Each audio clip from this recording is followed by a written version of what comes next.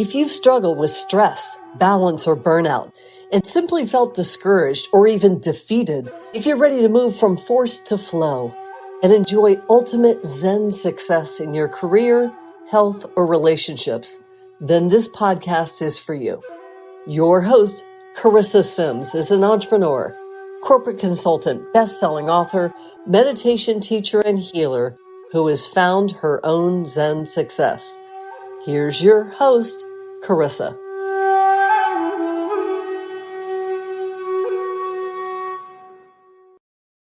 Welcome to this week's episode of Zen Success. Today with me, I have the pleasure of speaking with Sierra Brown. My daughter's name is Sierra, so Sierra knows that. And her name is spelled so cool. It's CE''AIRA. I love that. Thank you. So let me tell you about this rock star. She's a professional track athlete and author and was ranked 8th in the world in 2019 as a track athlete. She graduated from Hampton University with a psychology degree and hopes to help people around the world who are struggling mentally from post-adolescent stress or just stress in general. Sierra has dedicated most of her life on and off the track, mentoring young athletes and non-athletes. She helps these individuals build their self-esteem mentally, which helps build confidence within themselves. By doing that, it helps to promote better performance in their everyday lives. Underrepresented communities suffer from a psychological and financial genocide, and Sierra and her partner Andre have committed to fixing that issue. They are the authors of From Orphan to Millionaire. Welcome, Sierra. Hi, thank you for having me. Oh, it's so great to see you and connect with you. And, it's interesting that in your introduction, you're like, so you have so much heart, it's like your focus is on giving back and helping others build their self-esteem. And this is so fresh in my mind because I just watched a documentary called Children 2.0. Have you seen that? No. Yeah, it's on YouTube. It's free. But they were talking about how much more suicide, how much more doctors are having to respond to suicide in the ER. And these kids were being interviewed and they all experience stress, anxiety. I mean, I don't even think it's unusual anymore. I think that every kid experiences it now. What do you think about that? I think that's true because as a kid, I experienced it. And then I know multiple people who experienced it as well. And I just lost my brother to suicide, my stepbrother. Oh my God. When? 3 weeks ago. Sierra, how can you even be talking to me right now? I'm getting through it. So it's like, it's been tough, but we lost him to suicide 3 weeks ago. So oh my God, that is devastating. I'm struggling with it. So I agree. It's really hard. Were there any signs or anything? For the years, there were signs and we went to get him help and stuff like that. But I guess he just couldn't, take it anymore or something. I don't know. Wow. Yeah. That is just so devastating. And I'm so sorry for you and your family. And thank you for being so vulnerable and sharing, and it's like, so what a synchronicity that I'm bringing up suicide and that this just happened to your family. And, I would love to help you after this interview, if you're open to it, with a free session, because helping ascend spirits that have committed suicide is one of my callings, and I love to help families through that. Right. So if you'd like, we can talk more about that later. And I know this is like starting off dark, but we're talking so that we can help the world. And I know Sierra is so focused on that mission. And that's probably why you and Andre wrote this amazing book, From Orphan to Millionaire. And you have some positive things happening in your life. So what is, I see, maybe, do you have any news that you'd like to share? Any other news? Well, right now I had a baby recently. Yay, baby. 7 months. So right now I'm like, I start back running again next week, and getting back into running and stuff. But so far lately, I've been like taking care of my son and stuff like that. So I haven't really told anybody that, but yeah. Yay, baby. And what's his name? Is this an announcement? Yasin. It's pronounced Yasin. Yasin. And what does his name mean? It means Muhammad's prophet. It's a Muslim name. Yeah. Wow, that's powerful, because I felt like a lot of energy around that name. How did you guys name him? I was just, one night I was just laying down looking on the internet and I came across it. I was like, this name is unique and it's like powerful and stuff like that. Like, I'm not Muslim myself, but I don't follow the religion, but I thought it was a unique name. Yeah. Yeah. I mean, I think with a name, you don't necessarily have to follow it, Right. and that's so powerful. And I love that. I've never heard that name before. I mean, have you ever heard it? Oh, I didn't. I was like, oh, this is pretty cool. Oh, good. And I guess Andre agreed. And how is it going? How is it? Are you being a mom full time or running your business? Like, how has that balance been? Right now I'm being a mom full time, and Andre is running his business. Like, he's at work right now, so that's why you don't see him right now. But yeah, I'm a mom full time right now, and then I start back up with my stuff next week. So he'll be gone. God, I caught you at an exciting time. Yeah. So wow. I mean, except for the tragedy, but it's like getting back to your purpose and running and your own fitness has got to be so rewarding as well. Yes. Yeah. Yeah, it is. Mm-hmm. Yeah. And what about with your baby? Do you ever run with your baby, like in the stroller? Yes, I take him to a park that's nearby. It's a farm park, and we run around the trails there. But that's good. So he doesn't know what we're doing. Has it been a joy, stressful? What has been like having a baby like? And mixed emotions. It's sometimes stressful because you don't get enough sleep. Like, he's like up during the night, or he'll go to sleep, wake up, go to sleep, wake up. But it's and then it's joyful too, because you're watching him learn new things every day, and he's not walking yet. He started crawling and everything like that. Yeah. Nice, he like taught himself how to crawl. I didn't even get to like show. I'm like, one day he just got up and started crawling. I was like, oh wow. He's like advanced for his age. Well, I mean, that's so magical, that you were there for it, that you get to be his mom, full time, and that you got to see it. That's incredible. I know with my first baby, I have a boy, and he would not go to sleep unless I ran with him in the stroller. So I was actually in kick-ass shape when I had my baby, because that was how we got him to sleep. And so isn't that interesting that I kept running through my first baby, but my second baby, I didn't do that. Mm-hmm. Yeah. Yeah. I ran with him, but I think I lifted more in the gym more than I ran with him. So yeah, I did that with Yasin. But for my first child. Yeah, that's awesome. Okay, so let's talk a little bit about your partner. Are you married?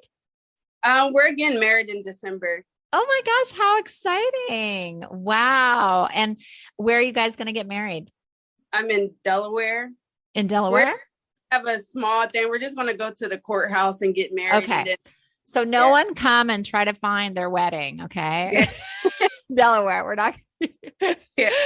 Okay. And so, and how did you and Andre meet? So me and Andre met through track and field. Of course, he used to run track for Delaware State. Oh, he did. So he was a professional athlete as well. No, this was in college. He ran in college. Oh, in college. Okay. Yeah. And then, I went to Hampton and he went to Delaware State. So we met through track and mutual friends. Mm-hmm. Yeah. And was it at a track meet? Did he hit on you? Did he get your number, or Well, did someone try to set you up? The story with me and Andre meeting, we didn't actually meet at a track meet. We just had mutual friends and we seen each other and stuff like that. I kind of like ignored him. He would see me walking by or running or whatever, and I didn't pay him any mind. But we started talking because he does taxes and stuff like that. And I needed my tax done, and he teaches like financial literacy and stuff. And I didn't learn that stuff in school, so I really wasn't aware. And one of my friends told me he was good at it. So we got in touch, and then from there we just kept talking, and then eventually went on a date and stuff like that. Oh, okay. So he knew who you were when you started talking, and he was helping you. And then he's like, "You want to go out sometime?" Yeah. Yes. Oh, and then did you immediately like him? Like you started dating? In the beginning, I didn't really like him as much. Oh! It took some time. You're tough. You're like a prize. Like, I remember our first date, we were supposed to go somewhere, but I forgot what happened. I ended up not going, and he was like kind of mad about it. And I'm just like, well, we're not together. So I was like, but yeah, eventually, like, I apologized, and then we went back out on a second date. So. Oh, okay. Okay. He's probably not used to that. Yeah. Like, just throwing their self at him. And I was just like, I'm sure, because he's a handsome man and successful, right? Yes. Financially and an athlete. So that's great. You had so much in common too. So I want to hear about your own journey to becoming a successful track athlete. I mean, 8th in the world in 2019. Right. That's impressive. Mm-hmm. So I started running track. I'll start from the beginning. I started running track in like the 6th grade. My mom actually got me into it. I didn't have, if you read the book, I didn't have my mom in my life. Like me and my mom stopped talking at the age of 14. So, but she actually got me into the sport. So once I left her house and moved in with my dad, I continued running track, eventually went to college, and then I signed with Hoka, which is a suit company, and I went pro with them. And from there, like, I had a lot of ups and downs. I really wasn't excelling in the sport how I wanted to when I first started professionally. And then it took until 2019 to really like get on the map and get to where I wanted to be. And I eventually became 8th in the world. So it was a lot of. Was it because you're naturally talented and you just weren't motivated? Like, what switched in you? So I was motivated. I just wasn't as good as it took practice. It took hard work to get where I was at. It doesn't just happen for people like right away when they get into the sport. They're racing against like some of the best people in the world.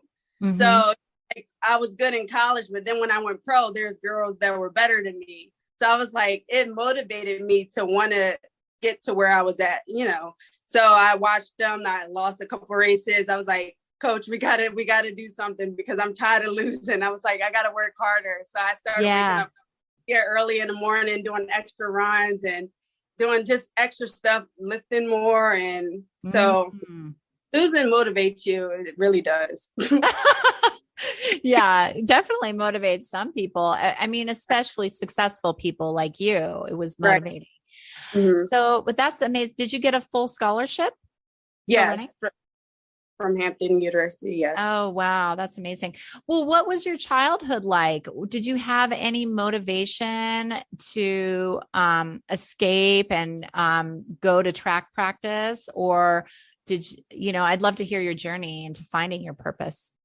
Well, because I didn't have my mom, I feel like track was my getaway, and it kind of like going on runs and stuff, and it helped ease the stress. So it was like, it was my escape to get away from just being at home and in my own thoughts and stuff like that. So I think, my mom, although she wasn't in my life, she motivated me to want to get into track and field and be a better person than I am today. Yeah. And why wasn't she in your life? That's kind of personal. I just Okay, we don't have to go there then. Yeah. Okay. So how have you used pain in your life to help drive you? I took it as I don't know. I mean, pain motivated me just to want to get better. I got tired of just being sad every day and, and not just dwelling on not having a mother and stuff like that. So it just motivated me to want to get better and to help others who went through similar situations and stuff like that. Because I met a lot of people along the way who had like similar backgrounds like me. So pain, it just drove me to want to be a better person. Yeah, that's amazing.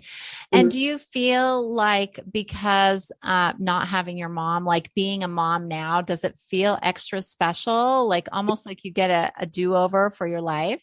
Yeah, it does. It feels special because I'm like, I don't want my son not having a mother. So it's like, I spend every single moment with him, not wanting to miss anything. So it's like, oh, that's so sweet. And what about Andre? Does he get really involved too? Yes, he's really involved. He has another son as well. So he's in both of their lives, and he's a really great father. And he teaches me stuff along the way because, he was a parent before me. So yeah, he's a great father. So. Yeah, that's amazing. So I wanted to talk a little bit about some of the other things you do to help communities. So, you said some communities suffer from psychological and financial genocide. How did you discover this and how do you help others overcome this? The financial part was actually meeting through, going through with Andre because he's more on the financial side. Yeah. Yeah. So, but you're the psychological side, right? Oh, yes. So it's like we go back to like our high schools, middle schools and stuff and talk to kids about that stuff. And he teaches them financial literacy on what we didn't learn because me growing up, I didn't know that, about taxes and all this other stuff. And kind of like, I was like blowing my money in the beginning and like, yeah. And he taught me like, this is what you have to do. You need to invest your money, save your money, budget and stuff like that. So if I didn't meet him, I probably would have lost everything. Oh, wow. That was when you started making money as a professional athlete. Yeah. Yeah. Yeah. So how did you discover that these communities are suffering? Do you guys experienced it yourself and realize you needed to give back? Yes, we experienced it ourselves and realized, like, if you read our book, we talk about it, what we experienced and stuff. And so we decided, like, why don't we give back to the communities and teach them what we didn't know at that time. So do schools hire you? Yeah. Usually like I go through like my coaches and stuff like that. And oh, perfect. So I have like connections with coaches and people that, I used to deal with back in my day. Mm-hmm. Oh, that's amazing. That's amazing. Right. Yeah. And so, and how do you help them overcome this? Is it bringing awareness that this is even happening? Because sometimes they don't even know. Yes, it's bringing awareness and actually like talking to them and sitting down and talking to them and understanding what they're going through. And like they actually open up and talk to you about their mental issues and stuff like that. Even if they're not going through something financially, everyone is struggling with something mentally. So yeah, that's how we connect, like be talking. Yeah. I mean, I think that you both could be inspirational speakers for schools. Do you guys ever get hired for that? I haven't, but Andre has, and he talks to different schools and camps like that. Yeah. Well, I mean, I think that could be cool for you if you're interested, Yeah, yeah, because you're like a powerful female, successful female, you're a dynamic duo. Yeah. What are some of the tips and resources to help overcome obstacles from, like, if somebody's from a broken home or they don't have the family support? I say talk to someone, because or it could be a teammate, it could be a friend or something like that, just someone that you can confide in. And because I didn't have my family, but I had teammates, and they became family. So I talked to them, and they helped me get through a lot of stuff. Just speaking to someone close to you, or even like therapy and stuff like that. Yeah, that's amazing. So let's talk about your book, Orphan to Millionaire. How did that come about for you both to write that together?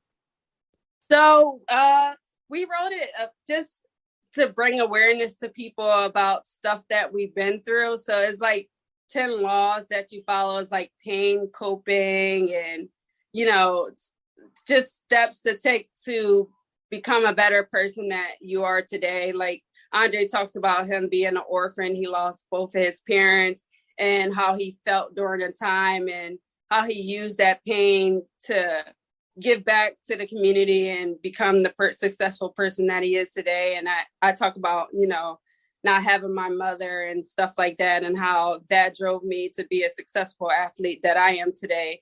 So it's just basically just telling our stories. You learn more about us, and how we overcame those barriers and become who we are today. Yeah. Sorry, I don't talk that much. What's that? I say, sorry, I'm a little nervous. I don't talk as much as Andre. So yeah. Oh yeah, no, it's amazing. I mean, I just like getting to know you. I did Andre's video interview separately. So so it's great to talk to you and just to hear your point of view separate, from him, because maybe you're used to being interviewed together. Is that right? Yeah. Yes. Yeah. But I like to hear your own journey, So like, say if somebody wants to write a book, what are some tips you can give them? Because did Andre come to you with this idea, and then you guys started just sharing your story and writing it all out? How did this get published? So yeah, he came to me with the idea one day. He was like, we both have powerful stories. We should like tell people, like get it out into the world, because there's a lot of people who can relate to what we've been through. Even if they haven't been through it, can inspire people, and they'll learn more about us and become more aware of people who have been through stuff, because a lot of people who've been through stuff get kind of overlooked, and so yeah, just to bring more awareness to stuff that we go through and stuff like that. Yeah, that's amazing. Do you have any advice for people that might want to share their story or publish a book? My advice is I don't know. Sorry. I'm like kind of blocked out. I don't know what to say. Yeah, I think, how about just do it? Start. Just do it. Just start. Get a pen and a paper and start writing. Yeah, stealing from Nike, but it's like, just take the first step. I think, because you just never know what could flow out of you. I think there's something special that happens with a pen and paper. I don't know how you wrote. Originally, I wrote my first book with pen and paper, and then I started adding to it and typing. How did you start writing it? Typing and just going about that. I didn't start with a pen and paper. Yeah, that's great. So let's talk about some of the laws. So you call them 10 irrefutable laws of purpose. Yeah. So let's talk about one, and how that can help you get through the tough times in life. So coping, like actually coping with what you've been through, and instead of pushing it to the side. Sometimes we like to push things to the side and not actually deal with it. So actually coping with it, and I think it'll help you, move forward and stuff like that. Yeah, that's amazing. So their book, Orphan to Millionaire, is available on Amazon, and on their website, you can click on that. If you're in different countries, you can order it. And I know you and Andre have some support for people as well. What is the Dream Again book club? That's to actually help people get started on writing their own book. So yeah, Andre deals with that. He helps people start and getting their ideas out, and and help them start. And like you said, just do it. Just start, writing and getting their book out and their ideas. Yeah, that's amazing. So anyone listening who might have kids that are athletes and, maybe they want to turn professional or make a living at it. Do you have any advice for like training or protocols, or what you did to become the successful athlete you are? So with me, I didn't give up. I just kept, just going, and yeah.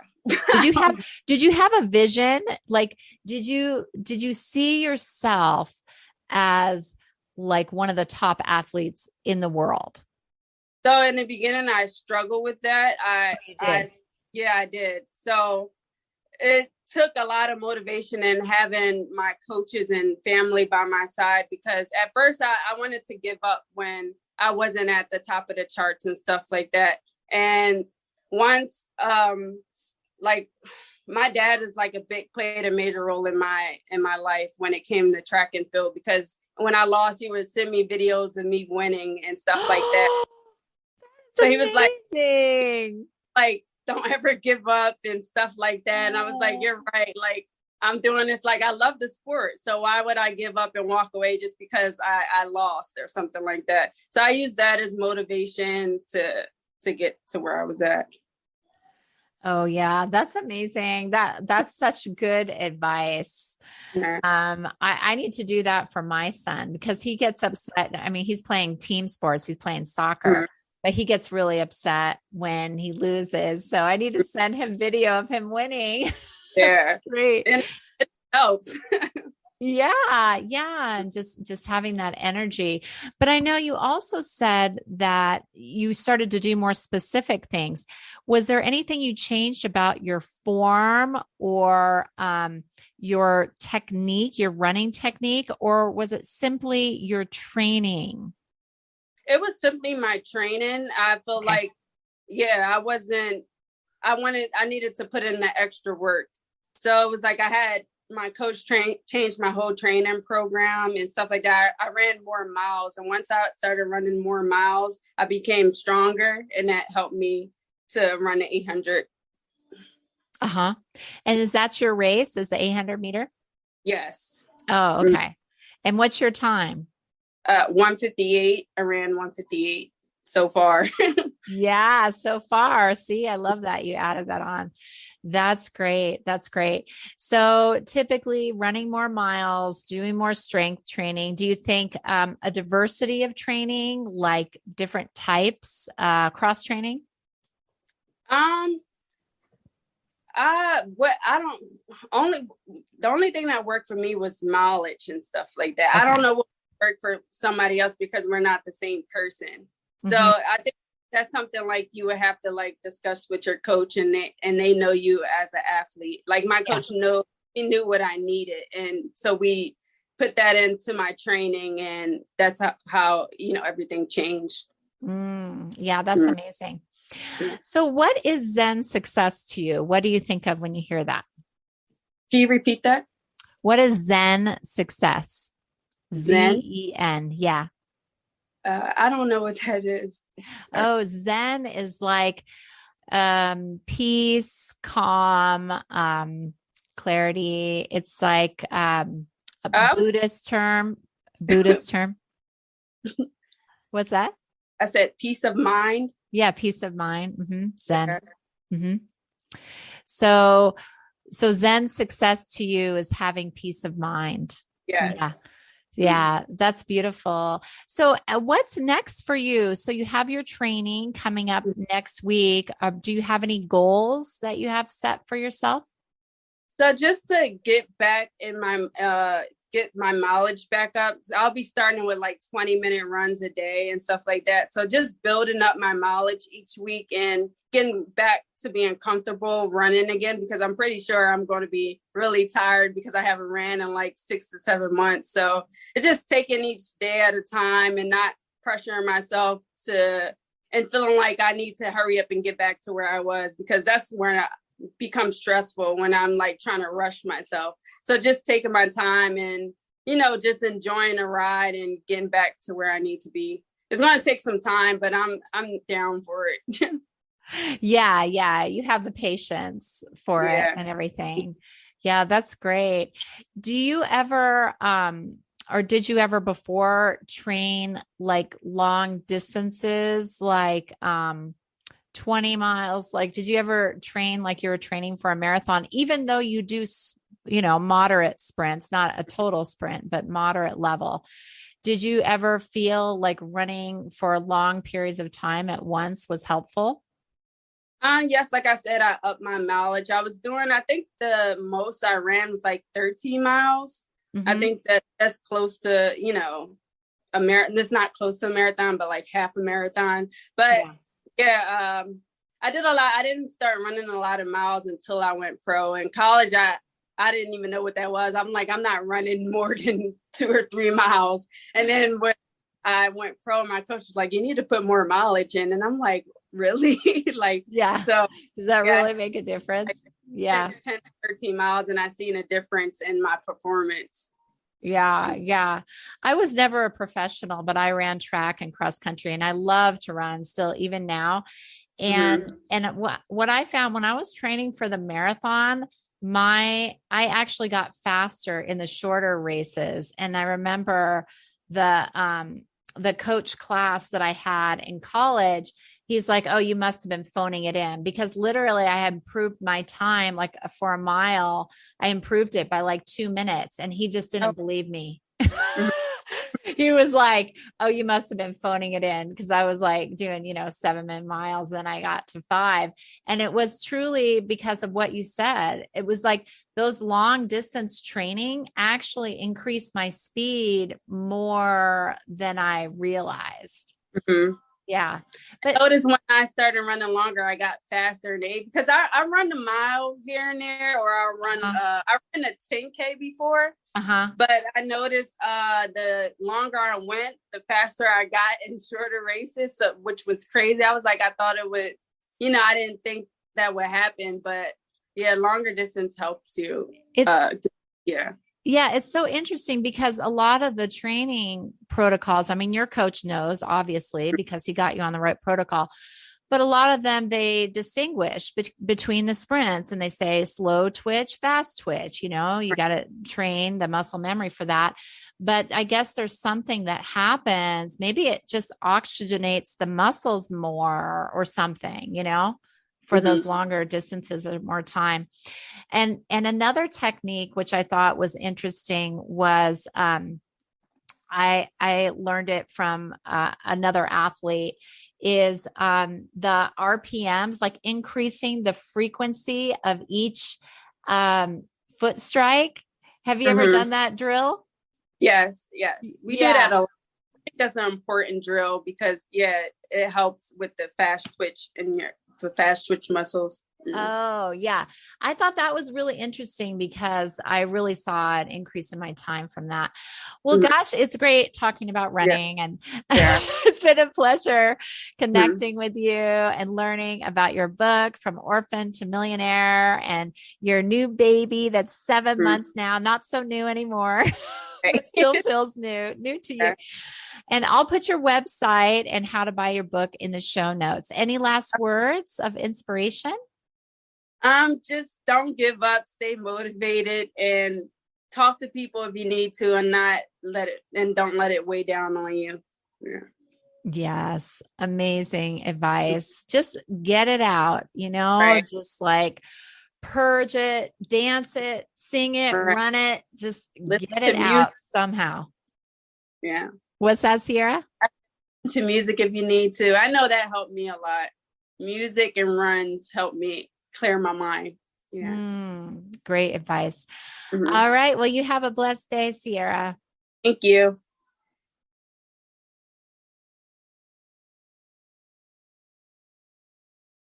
Thank you for listening to this week's episode of Zen Success. I would love to get your feedback at zensuccesspodcast.com on what topics you'd be most interested in and what Zen success is to you. Thanks for listening.